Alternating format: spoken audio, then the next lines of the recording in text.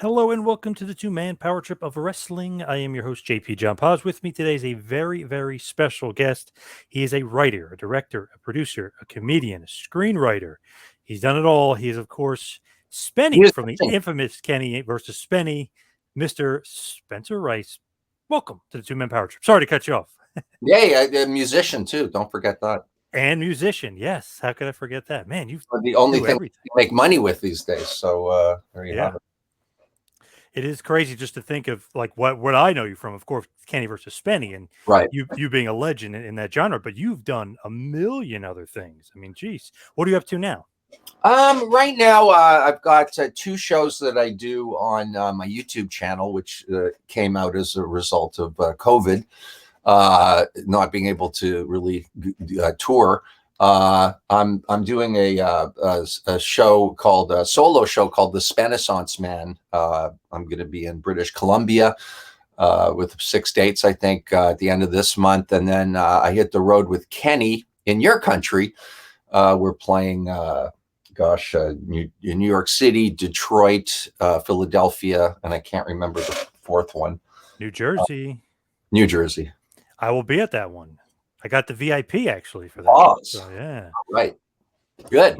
Yeah, that should be interesting. It really is our first foray into touring the United States. So, our assumption is that it's going to be filled with Kenny versus Spenny fans.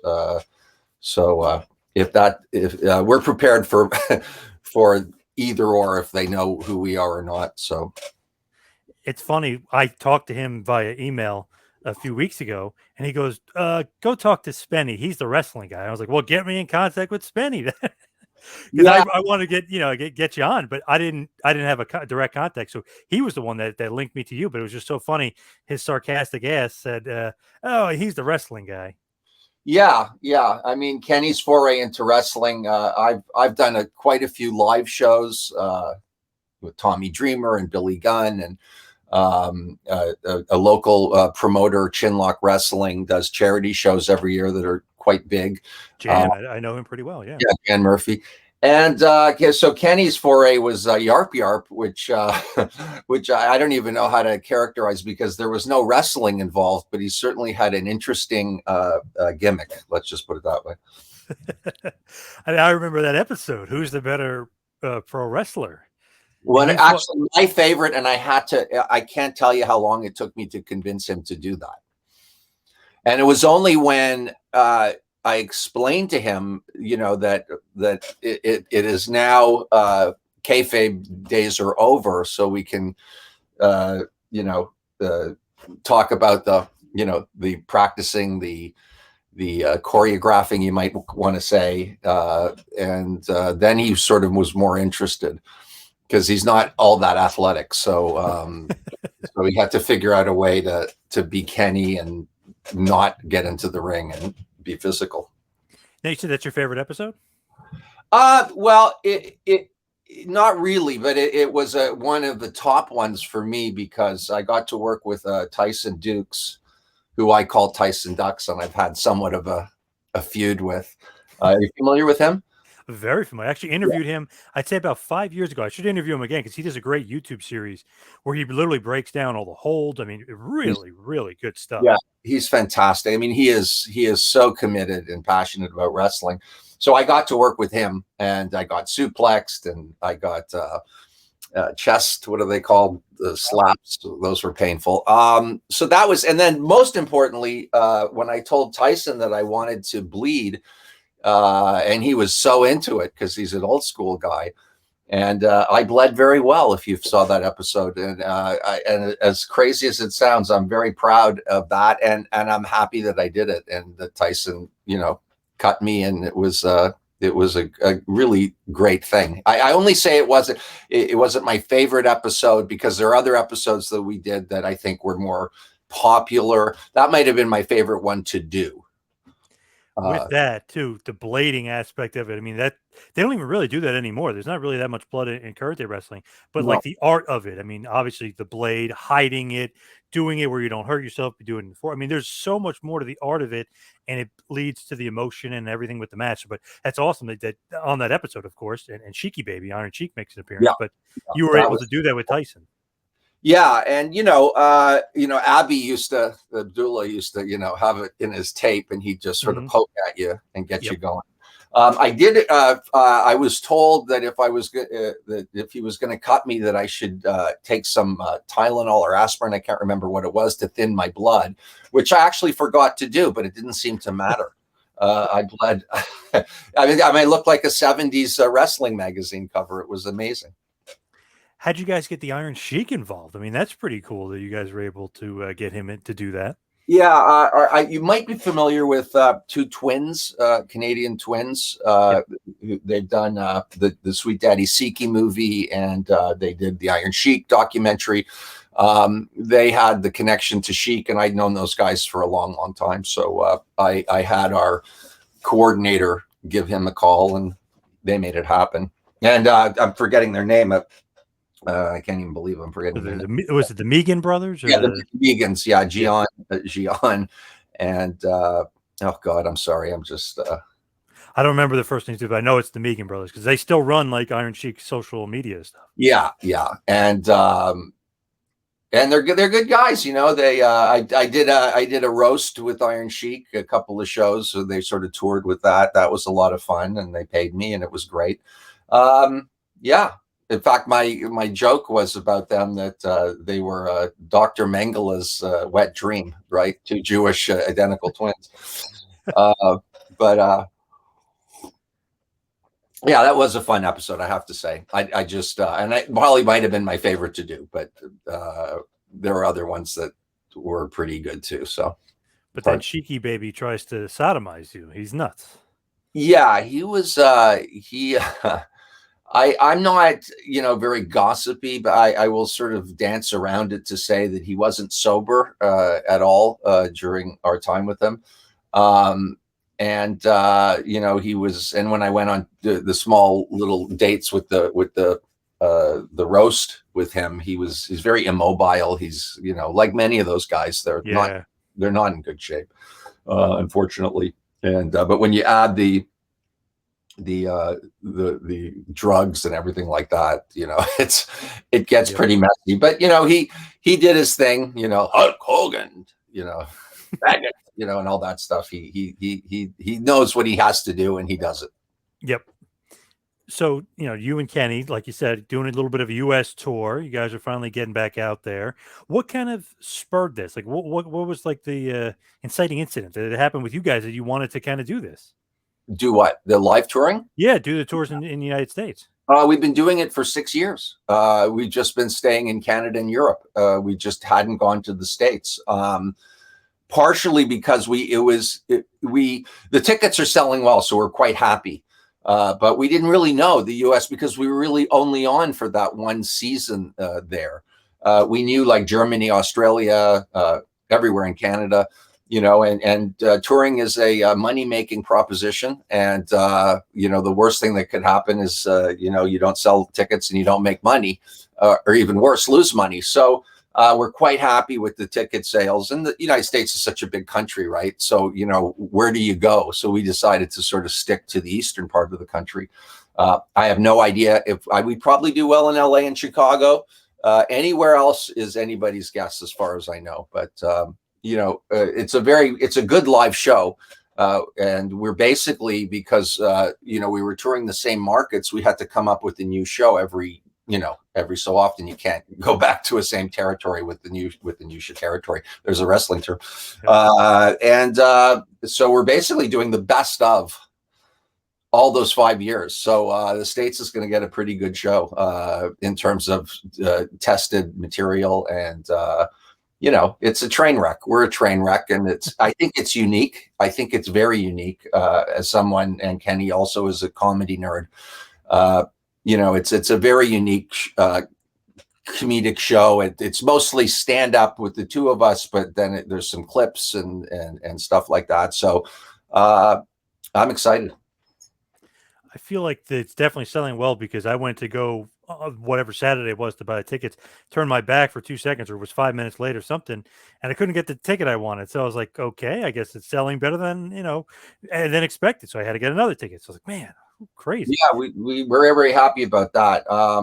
Because again, like I said at the beginning, like if these are just people I don't, who want to see us but aren't familiar with Kenny versus Spenny, it changes the kind of material we can do. Obviously, we don't want to refer to Kenny versus Spenny if no one knows what we're talking about. But our guess is, and it's still a guess, but it's a pretty safe guess based on how quickly the tickets were selling, that these are going to be Kenny versus Spenny fans, which is, Kenny versus Spenny is, for me, has been a blessing and a curse, right? The blessing is, of course, that, when I go play music and I play blues, classic rock and country, most people only know who I am because of that show, and they might show up based on that. So the curse, of course, is being Spenny and being the butt of all the jokes and all that stuff, which is fine. The second banana, I could go on and on and on. But I've launched this new solo show, which is in many respects my fighting back for my reputation. But it's going to be funny, and so even in non-Kenny versus Spenny projects, the brand, I hate to say brand, but the character, the brand, it's really me fundamentally, is known for that. So I can't escape it, which is good and bad. And where's this solo tour? Where are you going to be doing the solo stuff at? Well, I did 5 dates in Ontario, and we're going to British Columbia, which is the west coast of Canada, playing Vancouver, Chilliwack, Whistler, which is a ski resort town. There's about 6 of them. I can't think of them all right now, but Victoria, which is a great city out in the west coast of Canada. So I think it's a theater show personally, but I'm playing in bars, which is where I play my music, and hopefully it'll build to the point or get some word of mouth, and I can move it to bigger venues where I think it's more appropriate. But the last tour went really well, so I'm pretty happy with it. And I look at it as my whole career as a workshop. What works, what doesn't work, and then you go back and you fix what didn't work, just like comedians who tape their sets and see what gets a laugh, what doesn't get a laugh. So going back to Kenny versus Spenny, because that's how I know you. That's how I was introduced to you. We had you for one season, like you said, but then I went back and got all the DVDs. So I watched a bunch. I was showing you before. I got some old school Kenny versus Spenny DVDs. Yeah. So Trey Parker and Matt Stone, South Park, they're saying, they're probably one of the funniest shows ever, is saying that you guys are 2 of the funniest people ever. So I'm like, I got it. Regardless, I got to listen to them, whatever they say. So I'm watching it. One of the funniest shows, unique reality TV times 10. You're hilarious. Kenny's hilarious, but he's like the villain, the heel. You're the baby face usually. So like, just in essence. So let me interrupt you there, because if you think about the Attitude Era, what used to be the heel kind of became the faces, at least the crowd favorite. Yeah. And that's somewhat the conundrum I found myself in, and my reaction to it, and I call myself a reverse heel, is that, the more I piss people off by talking about the environment or saving gorillas or IBS and using the platform for, do good purposes, when I realized that was getting me heat, as we say in wrestling, I doubled down on it, right? Yep. And I think it was a smart decision. But it is this, it's like watching Wrestling with Heart, the Bret Hart documentary. He noticed that, all of a sudden the heels were the faces, and everything reversed at a certain point, which is, I guess, a function of just evolution of anything. So, but, we're not idiots. We get it. We get it. Kenny is loved for his Machiavellian, disgusting humor and all that stuff. And I'm the other guy. The nice thing about it is it kind of breaks down to who we really are. So it's not really an act. It's just, it's a TV show. So you have to capitalize on whatever's out there. And so that's sort of how it played down. And in fact, the live tour, the last version of our live tour was really Kenny trying to prove that I'm actually worse than he is by drawing on our past, which well before the TV show, when I was somewhat of a rambunctious young man, to say the least. And it's like he's trying to do a swerve on me or whatever, and it worked. It absolutely worked. Me defending myself for horrible things I did actually worked. We were nervous about it, because now all of a sudden I'm the crazy guy, but I was when I was that age. So it's honest. So we do try to keep things honest and real. When you think of Kenny versus Spenny, let's say somebody never saw the show. Explain kind of the show to like somebody that hadn't seen it, that you're like selling the pitch to them. Yeah, it's very simple. I mean, it's two best friends, real life best friends, competing against each other in comedic based competitions, with the loser having to do a humiliating act of some kind that the winner chooses. The only addition I would make to that is that the two best friends, like many best friends, are very different people in almost every way. So we got to capitalize on that as well.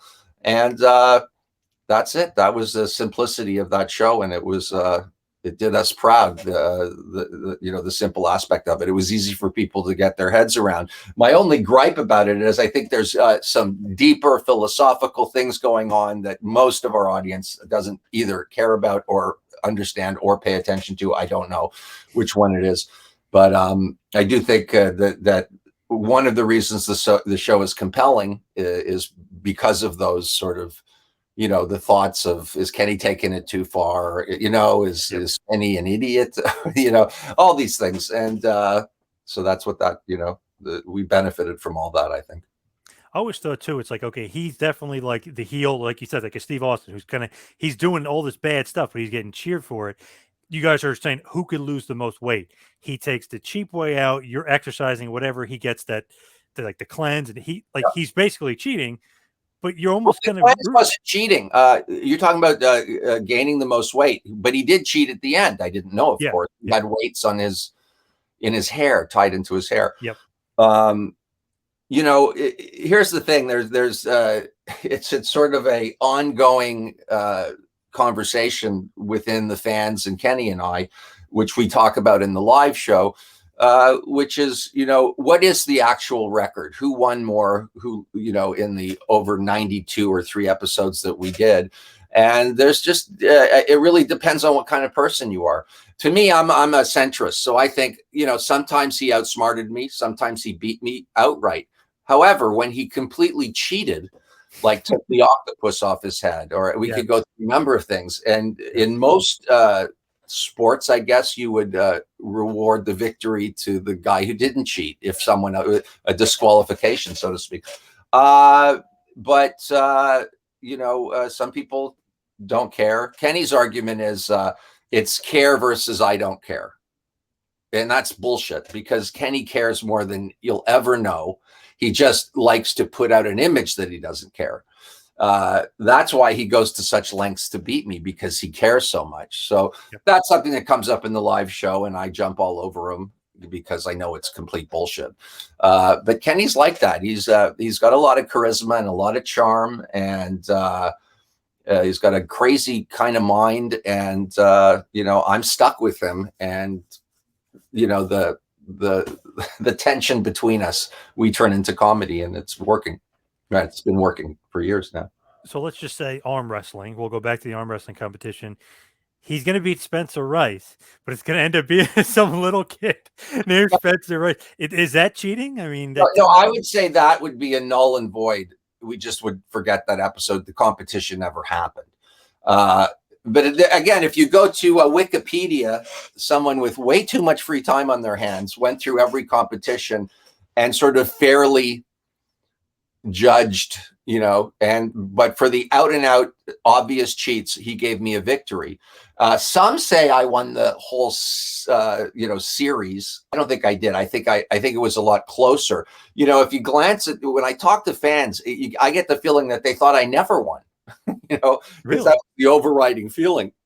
But it just seems so at my age to be talking about this still is just pathetic. But this is where I find myself, so I have to do it, and I will stick up for myself. When it comes to the win-loss record, because I don't think it's what people think it is. Hey, the fans love it. I mean, they love kind of going back and say who won the most and who lost and that kind of stuff. Well, I would direct them to that Wikipedia page because I think it's rational. It's rational because you can always argue that, like, for example, the beer competition, sort of one of our more famous ones, where Kenny knows I can outdrink him, but he doesn't want to lose on TV, so he'll do anything. In that episode, his decision was to drink de-alcoholized beer.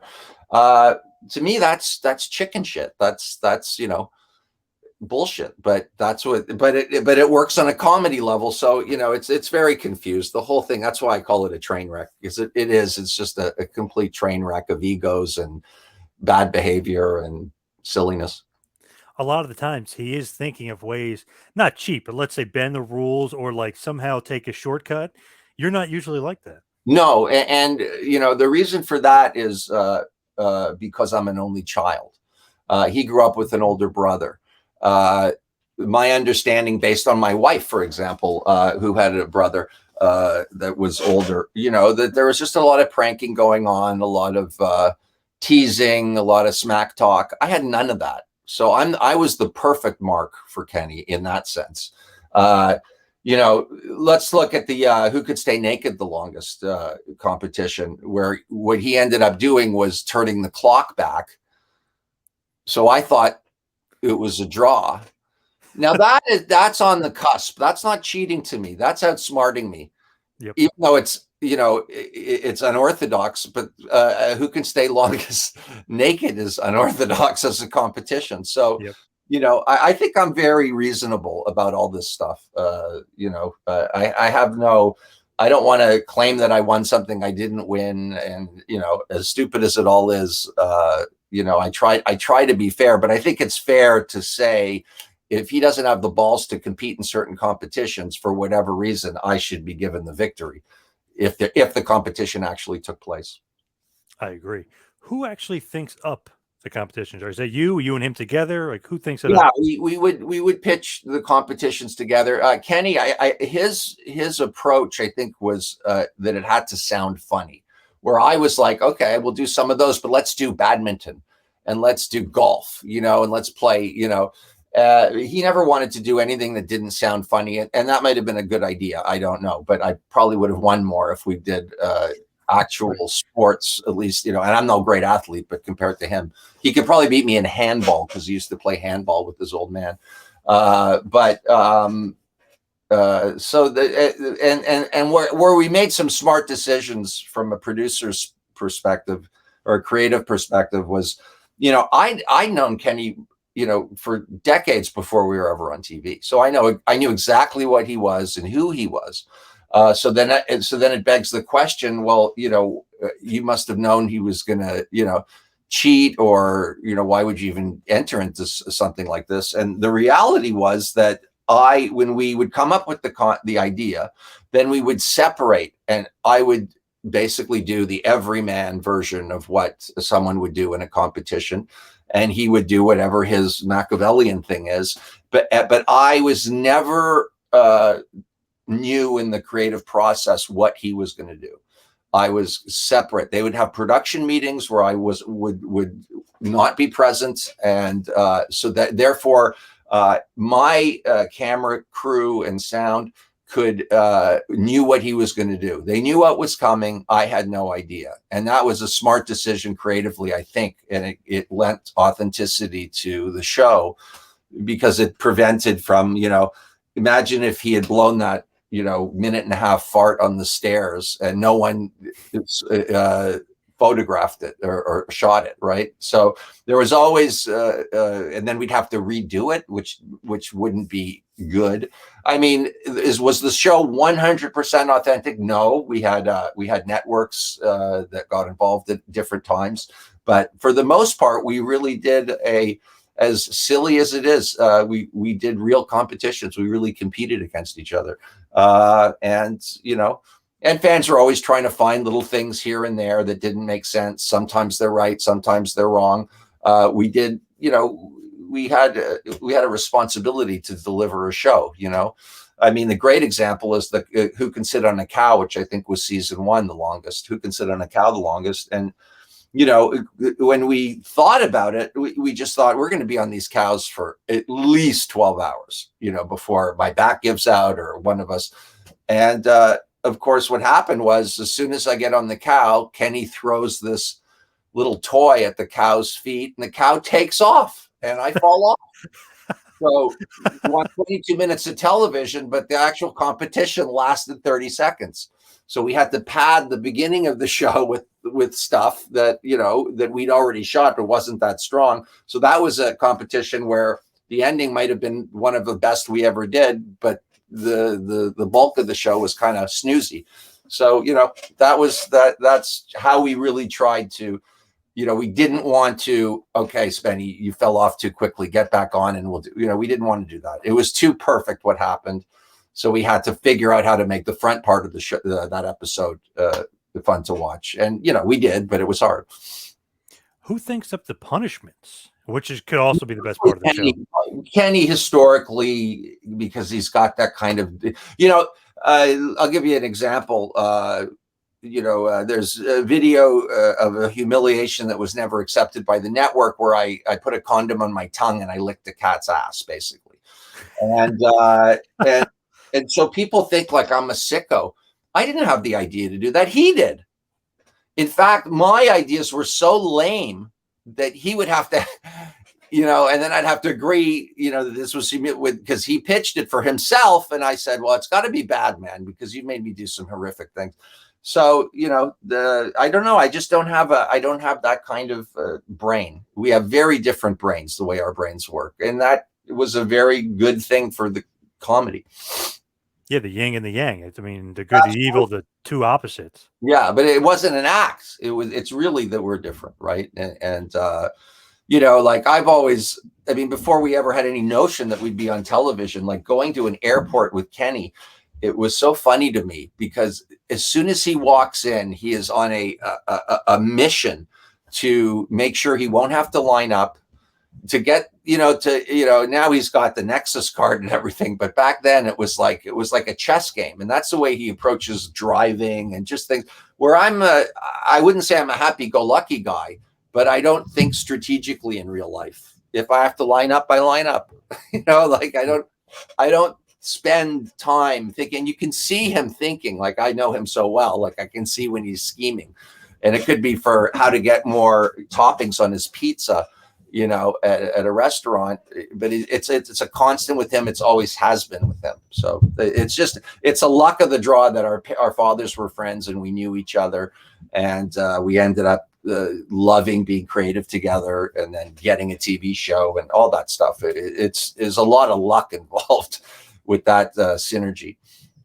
Who thought of the idea for the show, or was it just a collaboration? Like this is I how don't it should be done. What happened was Kenny, of course, will take credit for everything. I think on his Twitter account it says at the top, "I did everything on Kenny versus Spenny." Of course, that's easily unproved by watching the show. But anyways, what happened was we did a movie called Pitch, which was a documentary that we did of Kenny and I trying to sell a feature film script. And we shot it in LA and at the Toronto Film Festival. And Toronto was our hometown. And some executive who was working for Will Smith's company had seen that movie and felt that we had a comedy duo relationship that might work on television. So we got what was called a development deal, and they gave us some money. We moved to LA. So, the whole thing slept on couches and all that. And we went around and pitched the show. So there were 5 different shows that we had, because usually you don't go in with one idea. That's a philosophical thing. Some people just want to go in with one because it cheapens the other ones if you have 5. But we were going for you throw it against the wall, see what sticks method, which is what David Tochterman, who was worked with Will Smith's company as their talent guy, he wanted have some more ideas in case they don't like. And so it was one of those ideas. I don't know who came up with it, to be honest. And if it was Kenny, fine. I don't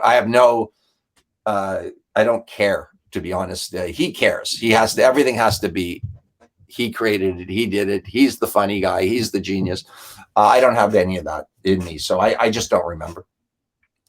Do you ever see that show Impractical Jokers? Yeah, It a pop- little bit. Yeah. Some So people say it's similar. I don't see any similarity between the two of us. the thing that I thought was similar was at the end, the punishment or whatever. I feel like they not lifted it, but they kind of probably saw your show and like, that's a great idea. Let's kind of do a punishment for the Yeah. guy that loses. That's very, And we lifted similar. from Tom Green, and Keith Richards lifted from Chuck Berry, and Right. wrestlers. They, not only do they borrow, they take the entire Nature Boy. It was originally Buddy Rogers. Buddy Rogers. So that is just something you have to live with in the creative world. To me, as soon as I saw that, like, man, it's like that's Kenny versus Spenny's thing. Not that it matters, and you guys probably don't care, but it's just funny that idea is so great, like the punishment, humiliation. Whoever loses is embarrassed. Yeah, so simple. Again, I didn't even know. I don't think I just watch a little bit here and there, and I'm not putting them down if they have a success.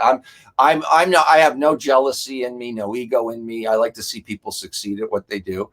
And that's one of the reasons why I'm so lambasted, because we're supposed to be, I said one of the episodes, one of my favorite lines, I don't know where it came from, but I said, it's a dog eat dog world, and I don't like to eat dogs. And that's pretty much how I feel about life. So, if they lifted from us and we're successful doing it, gazai gazunt, as the Jews say. What's your least favorite punishment that you had to do? Like the humiliation? What was the worst one? Well, in order to truly, you have to think about it this way. I became, having done so many of them, calloused. So at the end, the things that seemed really, really horrible and grotesque, it was just, okay, let's do it. I was just used to it. So in the first early season, I don't remember what the competition was. I lost, or supposedly lost. They took me to this sort of dingy apartment where there was a transvestite.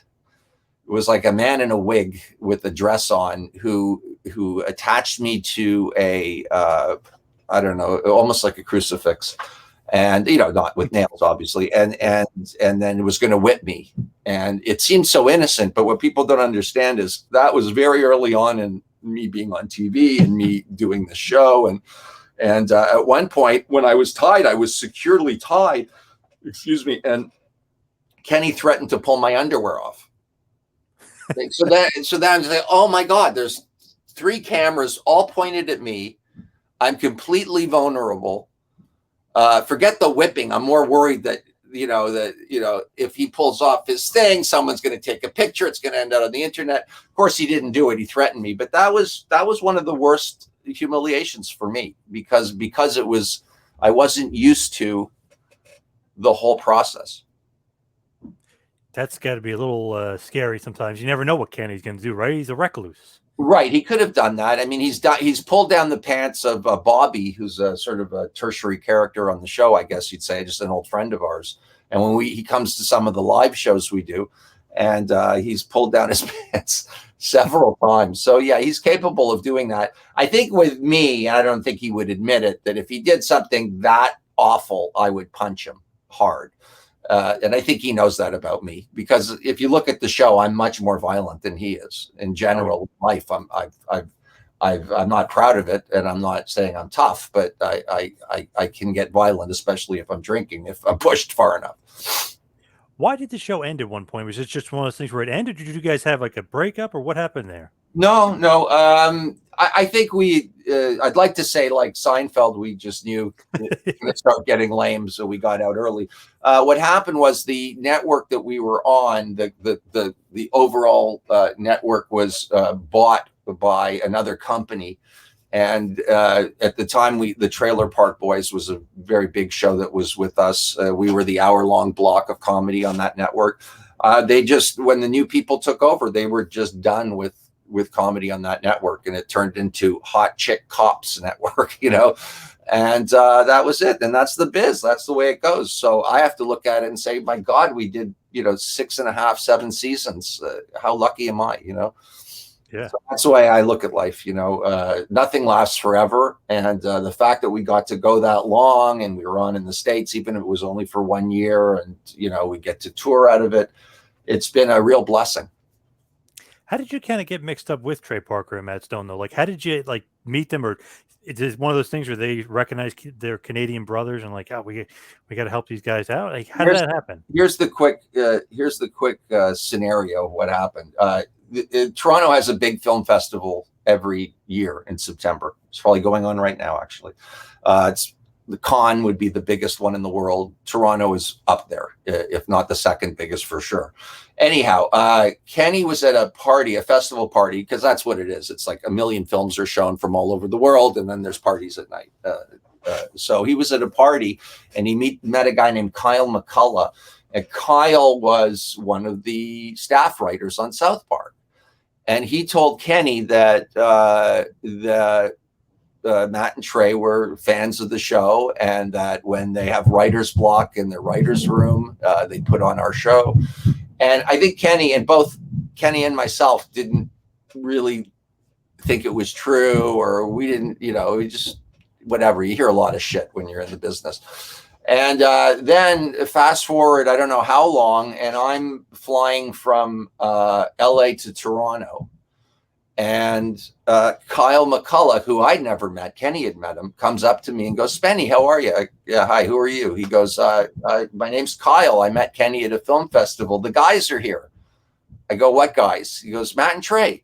Don't you know that they're fans of your show?" And I go, "No." Of course, they're rich, and I'm flying, you know, coach, and they're in the first class lounge or whatever, and I'm at the gate. Anyways, sure enough, they come out and they're giving me hugs and this and that. And then they flew in first class. And then when we're deboarding the plane, they said, "Why don't you come to the hotel and have a drink?" And they were in Toronto to do the release party for the DVD of Team America. And so the first thing I did was I called Kenny. When we're in the car, saying, "I'm with Matt and Trey from South Park, and we're going to meet at this hotel." Kenny's in Toronto, of course, and we're all in Toronto at this point. He comes to meet us. Long story short, that particular night was a bad drinking night for me. I drank a lot. I drank on the plane on the way there. I drank in the hotel and at the hotel bar, and then we went out for the serious drinking, and I got fucking hammered. And they had a sort of entourage with them, and they were encouraging me to drink, and they were encouraging me to get rowdy. And I spilled over a massive table. I got kicked out of the bar.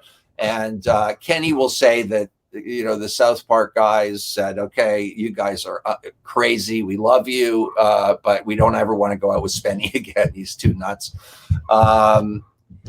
And then you know, basically Matt, more than Trey, was more sort of the business minded one of the two, decided he was going to champion us to get on Comedy Central. And then they became executive producers. And ironically, the guy who was running Comedy Central was a Canadian named Doug Herzog, who for some reason hated Kenny and I, didn't like our humor, didn't like the show. But Matt used whatever leverage, which was considerable, because basically my understanding is South Park built Comedy Central. That was their first hit show. Yep. And that's how it happened. And to this day, I know that Matt, they were interviewed for their thing, and they said, "Last night we went out with Kenny and Spenny, and those guys are amazing," kind of thing, you know. So my take on it is that if I didn't behave like a boor, who knows what would have happened. Kenny's take is that I could have screwed it up, but he saved it. But he'll always create a narrative where he's the hero. So I to this day, I don't know. And honestly, I don't care. I was thrilled to be a part of them and have their name on. But because the head of the network didn't like us, and because it was a co-production of Canada and the US, they never got behind the show the way they would, you know, a Comedy Central original show, Sarah Silverman, The Daily Show, whatever shows they were doing. And so we didn't do that great. And it wasn't our fault. I know it wasn't, because they kept changing the time slot. They didn't promote it properly. They didn't promote it at all. So that was what happened. Man, it's just awesome that you guys were on there and then connected to South Park, which gave you a nice rub, of course. Yeah, well, Kenny ended up writing. They hired him for I don't know how long he did that, but he worked for them for a little bit. Yeah, they left us alone basically, and that's what they want, is to be left alone with their work. And so it was great. It was fun. I had a few verbal arguments with them that first drunken night because I felt they were a bit snobby about comedy. But other than that, it was it was a gift. I think the show could have taken and should have taken off in the US, which would have made us a boatload of cash, but didn't happen. Yes. So as far as Kenny versus Spenny, like that ends, what was the Pandemic, or however you pronounce it, Pandemic special? Because here I'm only able to see like basically clips of it. I can't see the whole thing. For some reason, it's like blocked in the States when I was trying to watch it. So I always saw the trailer, but what was that? It was basically a one-off special for CBC, which is like our national network. You guys have NBC, CBS, ABC. That's ours, CBC, and there's global. There's a couple of them, but they have a online network, and that was what bought the Pandemic, and it was just Kenny and Spenny during COVID kind of thing. And it was a one-off thing. People thought it was a pilot for a series, or there was going to be a series out of it. That's what I thought. Yeah. No, it was never. It was just always a one-off. And it's basically like real life, like why you guys not separated, but why you guys are philosophically different. Is that like the gist? No, I think that I think the Pandemic sort of reflected where we were going with our live show, which was the resentments that Kenny has held on to. I don't know whether he really feels resentful or he feels like I've got to hold on to this resentment to keep the laughs coming. He just has a lot of resentments about me. I don't want to get into it. It's complicated and long, and some of it plays out in our live show.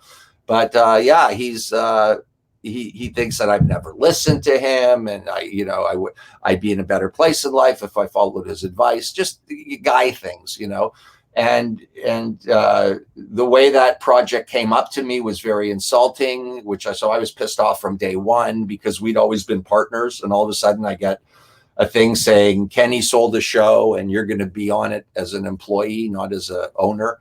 And I said, well, I'm not doing it. And we worked it out. It seems like every time there's anything happens with us in business, it stresses the shit out of me, because we go through some kind of, old resentment things. And then I have to use the leverage of being me. And, anyways, it's ugly and I hate it. But that's what it seems to be every time we get, an offer or whatever. But he claims that he sold that series, and it was supposed to be just him, and then he decided he wanted me in it, and that he had a partner from the original. I don't know what the truth is. It could be the truth. I don't know. But we did it. I think it was fun. I know you can't get it. The reason is because they block it if it's on an internet show, right? But I would imagine if you're creative, with whatever they call it, where the illegal copying of those sites, you could probably see it. But it's a very personal thing about our sort of relationship, and that was maybe what he had planned, and to bring me on, and I was, I finally, it was just the one-off though. The trailer is great. I watched it a few times. He's definitely prodding and poking you, and he's trying to get a reaction out of you for sure. Yeah. But I think that his resentment is very real, and there's some legitimate reasons for it. I can't, for the life of me, figure out how he hasn't dropped it already and moved on. But maybe he thinks that that's what's fueling our comedy. I'm not sure, but I don't think you need that to fuel the comedy. But maybe he needs it, but I don't. I mean, we're so different, anyways, that we could always find humor in our conflicts. Now, I know you said before, and obviously we were talking about it and why you came on. You're a huge wrestling fan. Yes. Who's the favorite wrestler? How'd you get into wrestling? Like, right who do you love? Right here. Oh, the Sheik. The Sheik, the original Sheik, and Bobo Brazil. And I got to see them wrestle in Buffalo, New York. That's an awesome shirt. Yeah. and they had a very long running feud, and a great feud, because back then, I mean, the Sheik was.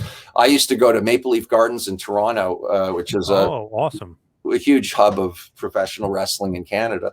And, I'd see the Sheik, and I was very young, and he scared the living shit out of me. And I think my cousin took me, and he probably knew it was, a bit of a showbiz, but I was too young to understand all that. So he has been imprinted on my mind as just this scary guy. And when you pick your favorite, I mean, I could pick a bunch of wrestlers that I love, but my favorite was that feud. Bobo was my favorite face, and I got to see him many times, and I got to meet Bobo Brazil. Believe it or not, I was just a kid. Wow. Yeah, that was in Keswick, Ontario. And I'll never forget it because there was I guess you would have heard of the Love Brothers, Hartford and Reginald, the Love Brothers. They were a Canadian tag team that did the hippie gimmick, which is really funny because they were heels. They were the furthest thing from hippies. But anyways, I remember I bought my 8x10 of Bobo, which I've since lost, but I have another one on my wall. And the wrestlers were coming out of their dressing rooms, and they were sort of mingling and signing autographs. And I remember I had Bobo's signature on the 8x10, and I went over to the Love Brothers, and they looked at Bobo and they walked away like they wouldn't sign it, like they're totally doing the kayfabe thing, Yep. And that was I just think wrestling is show business, and I must have known it intrinsically. I'm not a current fan. I have to be honest. I don't have time. I'm a father now, and I do my own work, and it's nothing against it. But I have this theory about music, and wrestling falls into this as well. Those years where you really didn't have a lot to do, where you could spend hours and hours entertaining yourself. That is cemented in me as my era in wrestling. I had the magazines. I had, I was really into it. When I enjoyed the WWF when it got kind of cartoony before the Attitude Era, but that was sort of it. Me being current with the product was starting to peter out at that point. I just had other things that I was into, but will always respect and love professional wrestling. I don't know if you'd be interested in this, and I don't think it's out yet, but there's an author here in the States, Brian Solomon.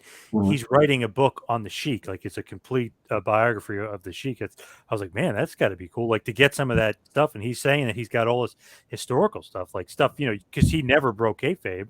And, right. So that's got to be a cool book. I have searched YouTube. I also loved Ernie Roth, Abdullah Farouk, his manager, and the Grand Wizard.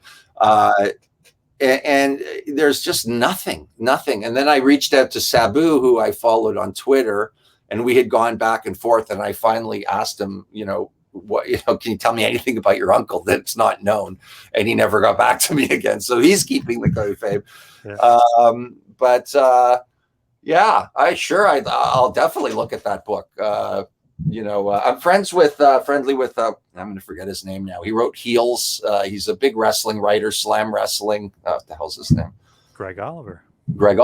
Thank you. I've met him a few times, and we've had a few drinks and chatted about old school. I've always liked the sort of, and I think Kenny versus Spenny is this, a sort of bargain basement entertainment. In stand-up, it could be Dice Clay, or in sports, it would certainly be wrestling. But I just love that stuff, and there's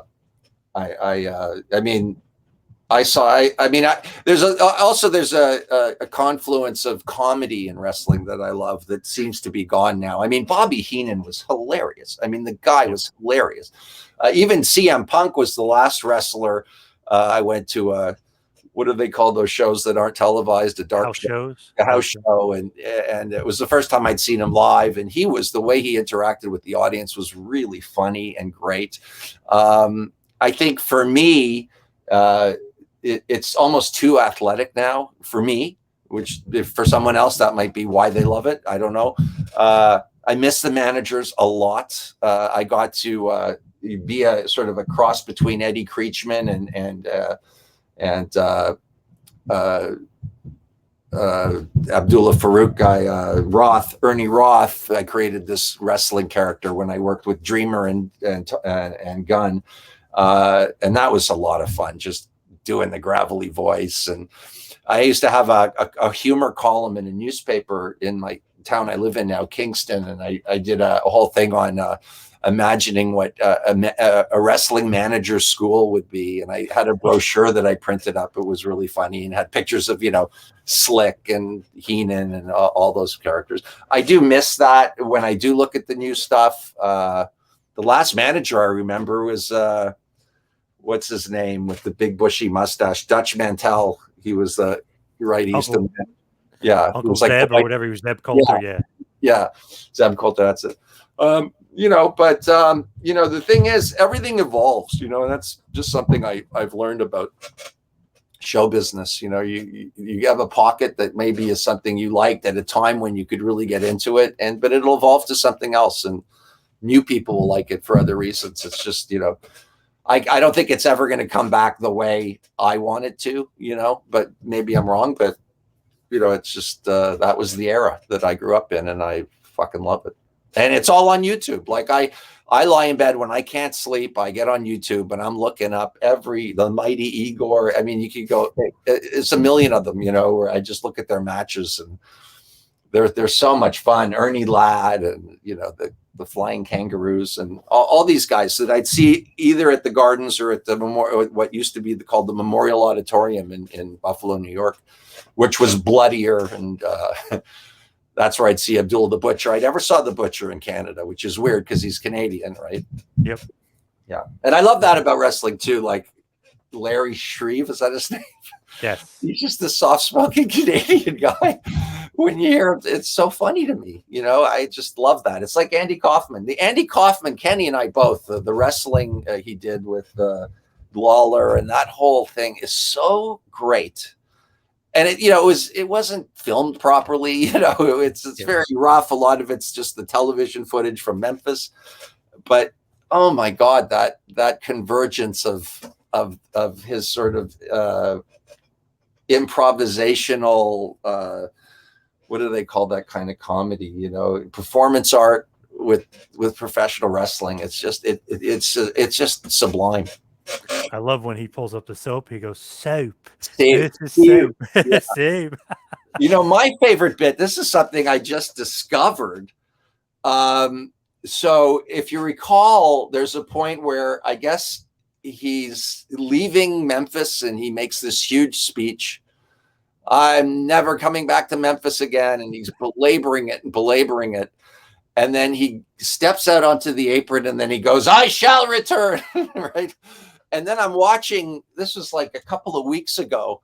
It was a Tony Clifton from the early days of Tony Clifton, which could have been 10 years before this is when he was just a club comic.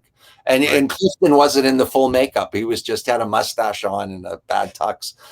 And he did the same thing. It's the same joke. He did the thing where he's mad at the audience, and it was just, and he said, I'm leaving. I'm never coming back. And then he leaves and he walks right back on stage. So, I just, being a wrestling nerd and a comedy nerd, when the two are together, it's pretty amazing for me. Kaufman's such a genius, and him and Laura aren't gonna have great matches, but it's so interesting, and he breaks his neck, and so good. The storytelling and the switch with Jimmy Hart at the end, and the whole.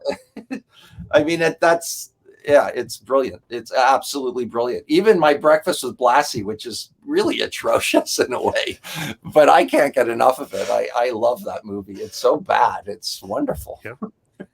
And like those guys, it's like almost like a lost art where it's like they're so convincing, but they're from the outside field, but they get into it and they are just engrossed. You know what I mean? It's like almost a lost art. People don't. The manager. It's very carny. It's really carny. Those guys with the accents and the but even now I go to carnivals and little things that come to my town, and you see the older guys, but they're dying out, that's the evolution I'm talking about. They're gone. It's like vaudeville, man. It's gone. It's never coming back. There was a day when you could go see the Marx Brothers live in the theater. Like, can you imagine? And but that's life. You gotta deal with it. But I'd like to think there maybe will be some resurgence of the crazy manager. I wanted to sell or get WWE's network to do.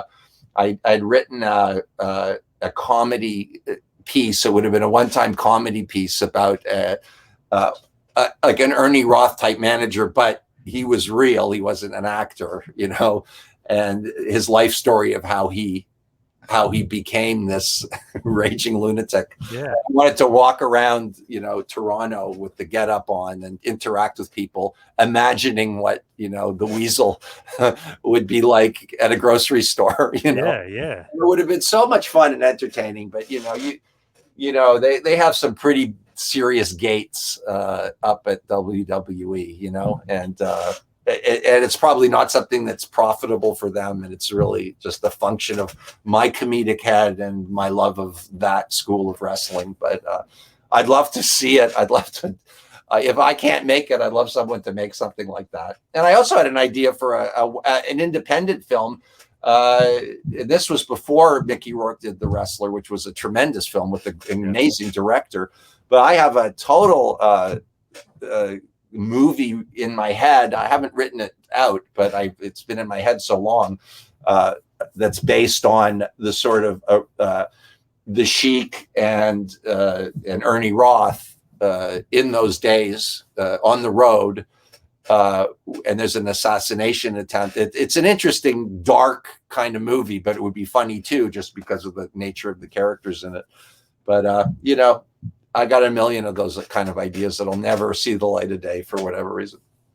The new president or new world president, Nick Khan of WWE, he's interested in a lot of outside projects. They have this show, I guess, that they're creating called McMahon, and it's about Vince. So he's saying that they're open to doing all these other projects. They want to expand beyond wrestling, but do wrestling-related content. You might fit right perfectly in with. Well, why don't you do, John? Pause. Why don't you make it happen? We'll do it together. All right. Because at the end of the day, I love wrestling, but for me to do any of these projects that I just talked about, I would need help with someone who's a little more grounded. I'm grounded in the comedy music world more than the wrestling world, but the ideas are solid. I didn't even know that someone else is running that whole operation. When I really was excited about it, the first idea about the comedy, the one-time comedy about the how like the wizard became the wizard kind of thing. Yes.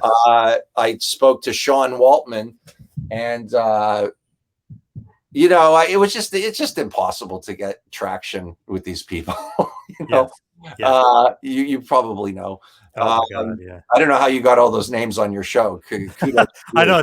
Sometimes I'm like, how did I get them? Like a little bit of luck. Did you pay them? I know you're not paying me. No, that's even more amazing. Yeah. So, I'll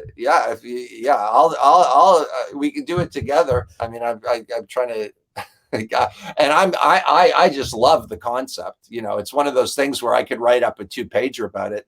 If you could get it to this guy and he'll say, thumbs up, thumbs down, I think it's a funny idea, but I'm old school, right? I don't know if but like you said, they're doing Docs on the Sheik. Who knows?